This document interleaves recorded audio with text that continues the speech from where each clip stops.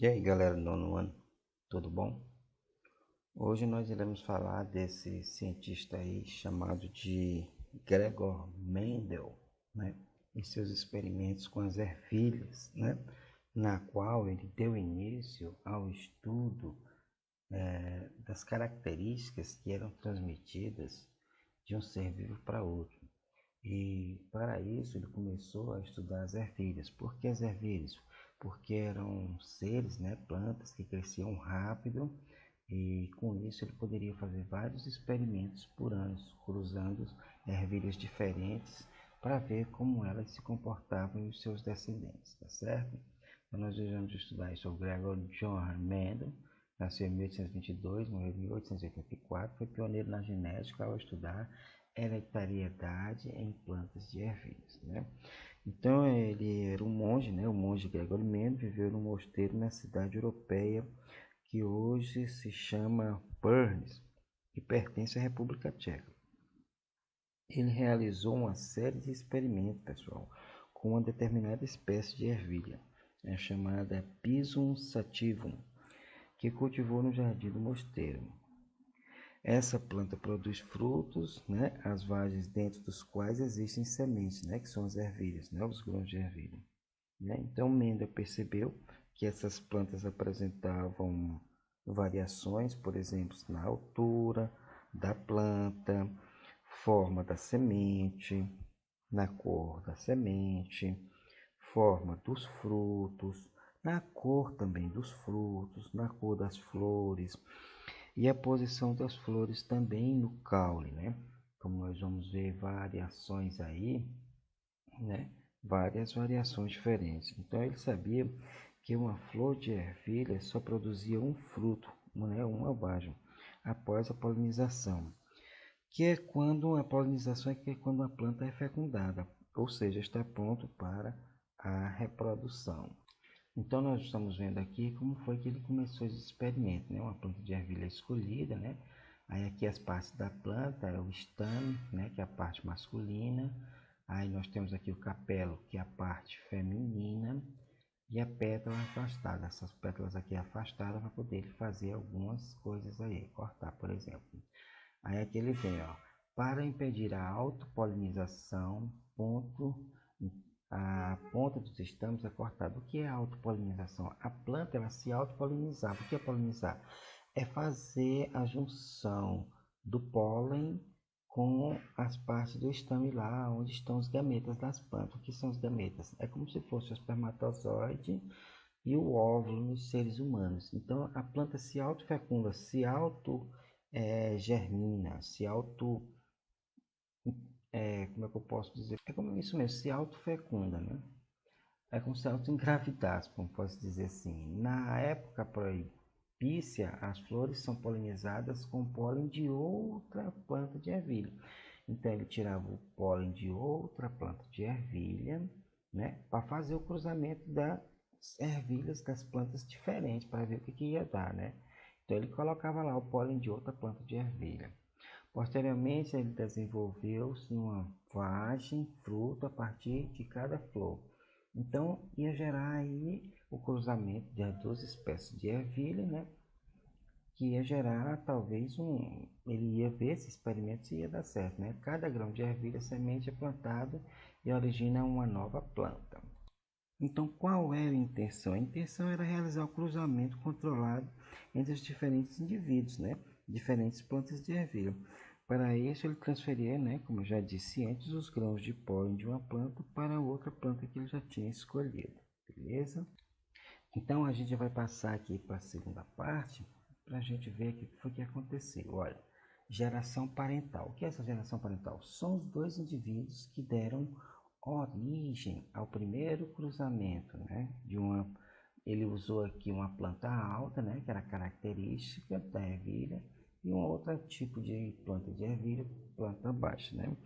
Uma das características, algumas características hereditárias podem permanecer dormentes, né? O que foi que aconteceu aqui, ó?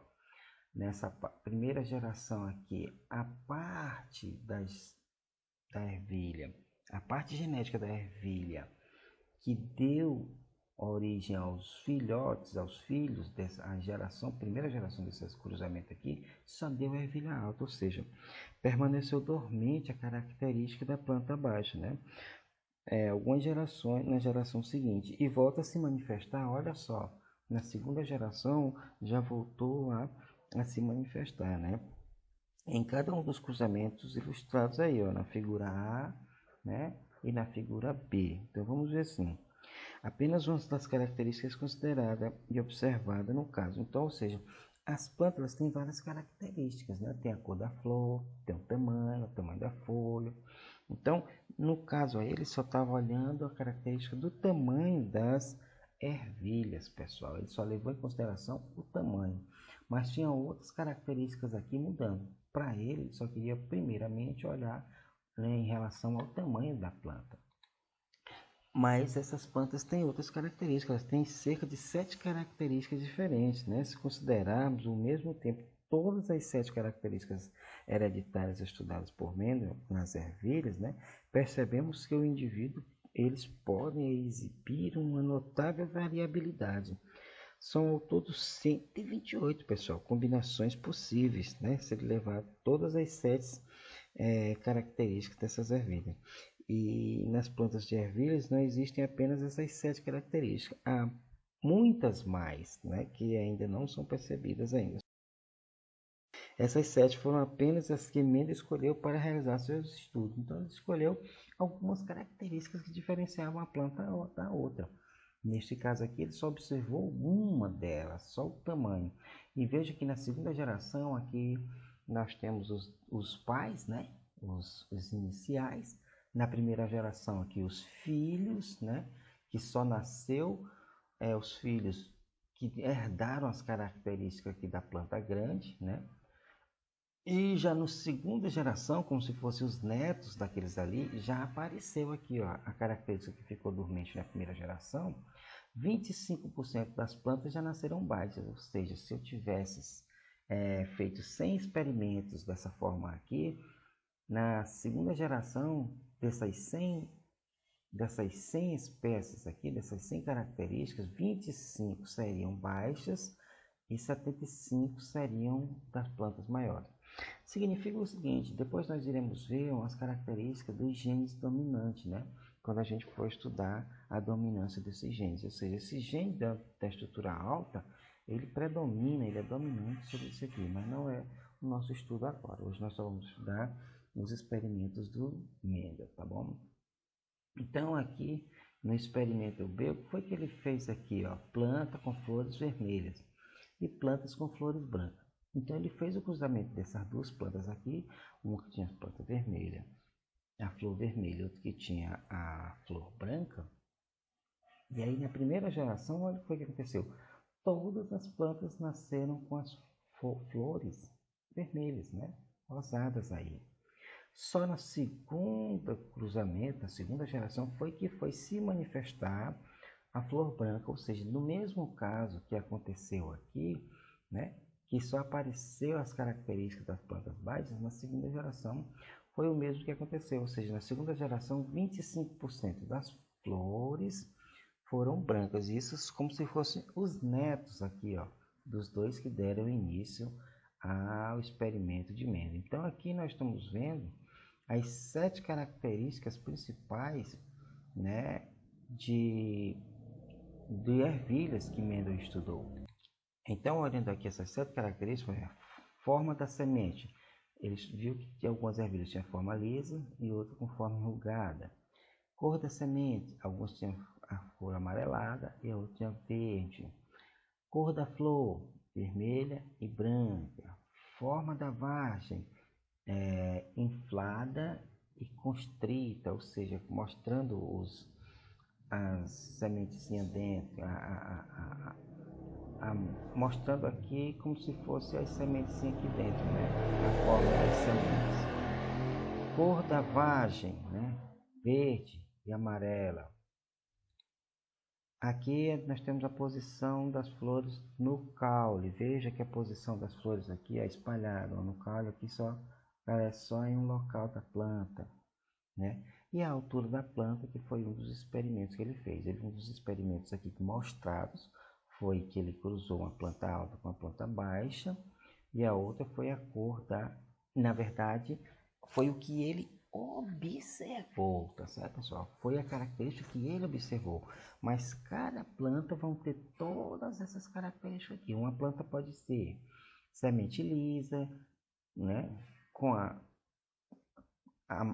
podendo ser verde, com a flor branca, com a vagem inflada, a vagem mesmo inflada sendo amarelada, com as flores aqui juntas. Então, você vai aqui, escolhe aqui quais são as características de cada item aqui que o pé de ervilha tem. Então, ele observou essas 7 características aqui que tinha nos pés de ervilhas e fez seus experimentos, né? Mendel estudou cada característica isoladamente, assim como ele estudou a cor da flor, o tamanho da planta, tá certo?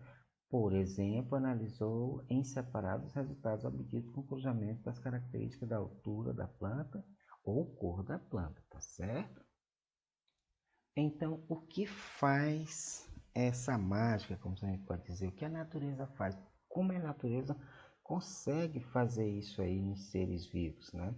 Então, essa daí são características, né, herdadas pelos descendentes, né? Nós herdamos nossas características do nosso pai e nossa mãe. É o que nós iremos estudar na próxima aula, quando a gente for falar do material genético, né? Vamos dar só uma palhinha aqui, ó. Descendentes herdam os genes. O que são genes? Genes, né, e cromossomos são 2 termos essenciais para a compreensão da genética. Os genes são porções de DNA, enquanto os cromossomos são moléculas, a própria molécula do DNA concentrado, né? Então, os trabalhos de Mendel levaram à conclusão de que as características hereditárias dos pais não são simplesmente misturadas, pessoal, pela natureza para originar filhos com as características intermediárias entre os dois que deram origem àquele ser, entre o pai e a mãe. Na verdade, a hereditariedade está relacionada a unidades fornecidas por ambos os pais a cada um de seus descendentes. Que unidades são essas, pessoal? São exatamente aí esses genes aqui, ó, que estão aqui dentro desses cromossomos, e esses cromossomos estão aqui dentro estão aqui dentro da célula, dentro do núcleo das células eucarióticas. Então, ele viu que essas unidades transferidas dos pais para os filhos são atualmente denominadas genes. E sabe-se esses genes aqui, ó, que estão dentro da cadeia do DNA, né? E esse DNA é formado aqui por essa estrutura aqui, que parece um xizinho, são os braços do cromossomo. Os genes compõem o material genético existente nas células, né? Ó, o material genético, que é formado aqui por esses genes aqui, é o DNA, né? Que é o cromossomo. Isso aqui é o cromossomo, que ele é esticado. Quando se estica esse cromossomo, ele forma aqui essas cadeias de DNA, aonde estão as informações de cada ser, se é alto, se é baixo, se vai, como na ervilha, se vai ter a semente enrugada, se vai ter a semente lisa, se vai ter a flor branca, vai ter a flor amarela. São esses códigozinhos aqui, chamados de gene, que estão dentro do DNA, que vão dar essas características aí, tá certo? Que eles estão dentro dos cromossomos, e esses cromossomos estão dentro das células. Então, relacionados às chamadas características hereditárias ou genéticas, tá certo, pessoal? Isso aí, por isso que é chamada de genética, porque vem desse nome aí dos genes. Os genes são responsáveis por ter condições necessárias para o funcionamento do metabolismo celular, tá certo? Ou seja, eles é quem vão dar as características de como é que aquela célula vai ser. Se ela vai ser uma célula do cabelo, se ela vai ser uma célula lá do intestino. Então, eles vão dar a característica do metabolismo dessas células. O que essas células vão ser? Quando o ser se forma, é uma única célula chamada de célula ovo ou zigoto.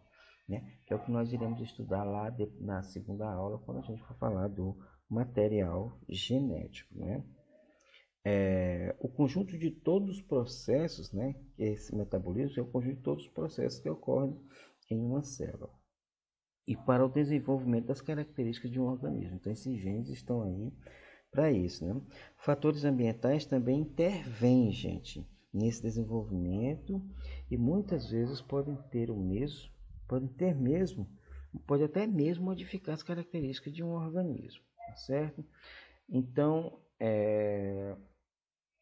o que vocês devem entender é que nessa primeira parte aqui é que os genes são responsáveis por transmitir as características genéticas, ou seja, as características de que o ser vivo vai ser. Essas características, parte vem do pai e parte vem da mãe, né? Cada uma das células de um ser humano contém cerca de 30 mil genes herdados dos pais. 30 mil, pessoal. 30 mil genes, ou seja, esses genes, cada um levando uma característica específica do pai e da mãe, tá bom? Então, por hoje nós vamos ficar por aqui. Não é um assunto assim bem fácilzinho para a gente ficar dispondo ele de uma vez só. Então, vamos aprendendo por partes. Então, o que nós vimos hoje foram os experimentos de Gregor Mendel, né? Fazendo o cruzamento entre plantas de ervilhas. As ervilhas foram usadas justamente porque crescem rápido, né? E aí ele poderia fazer vários experimentos durante o ano, pessoal. Então é isso aí. Eu vou passar uma atividade aí para vocês darem uma olhada. Esse conteúdo também está lá no livro de vocês, tá certo? Beleza? Esse conteúdo aí você encontra lá no livro, na página 202, que vai falar aí. Eu aconselho vocês também darem uma lida assim até antes do material genético. Foi a parte aqui, nosso conteúdo aqui sobre as experiências de Mendel, material genético, está dividido em 4 aulas, tá certo? Então, essa aqui foi a primeira aula, falando aqui sobre os experimentos de Mendel, né? E é isso aí. Até a próxima aula e tchau, tchau.